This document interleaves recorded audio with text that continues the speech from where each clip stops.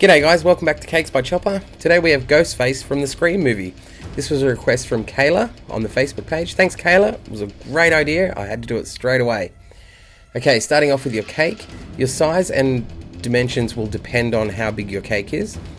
Sketch it out and then you can use parchment paper to get the proper template and sketching in the back cloak for the mask. You're going to lightly press over the drawing onto your fondant and then cut the shape out, and this is the base for your cake. You're going to cover it with a black food dye. You can use black fondant if you can find it. It is available, but I prefer just to paint them on, as you've seen in previous videos. It takes a few times to go over this and work out all of the streaks, but just be patient with it. And then pop it into the freezer once you're done. Now using a sharp serrated knife, cut out the shape of the mask, and then you're going to use that same knife to taper the edges so it's rounded and doesn't give you those harsh corners. And you can put in the eyes and nose and mouth on the top just to remind you which piece is which. Then I filled it with a buttercream that had little chunks of jelly in it. You can make your own jello, just add in some extra gelatin so it's a bit squishy like a lolly or some candy. Oh, so the reason I did the red chunks in it is so it looks a bit bloody when you bite into it. Just a little trick for Halloween. I thought it was fantastic. Now dirty ice that all over, using the offcuts to create the eye border and a little triangle for the nose, and then you do the mouth. Now that's all you'll do for the face detail because you're going to lay some fondant over that. Pop that in the fridge, let it harden. Then roll out your white fondant.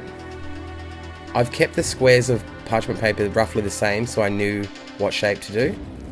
Then lay it over your fondant, let it rest and just sit for a bit, patting down the sides gently.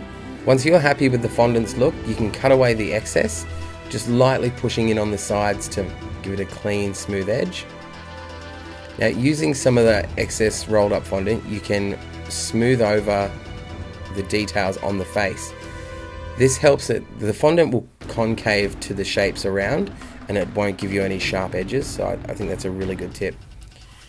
Now just using an impression tool, I've gone and made the details a little bit sharper.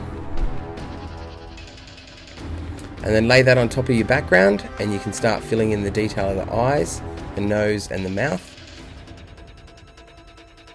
And then after this I finished with some highlights on the side. You'll see here I washed my brush off but left a little bit of the black dye in there, and I just did a light border around his eyes and his mouth and his nose. This is not necessary, but I think it looked great. Another really cool touch, you don't need to do it, but it's Halloween, so the more blood the better, right? In a shot glass, grab some red food dye and then you can dip in the end of a spoon and flick blood across the face. I think this was a really effective looking cake, something fun, quick for friends, and anybody could make this. Thanks for watching my Halloween video guys, and I look forward to making more cakes for you soon. If you haven't already, jump over to Facebook, check us out, and here's 3 other videos that I've made: Superman, Spider-Man and Ben 10.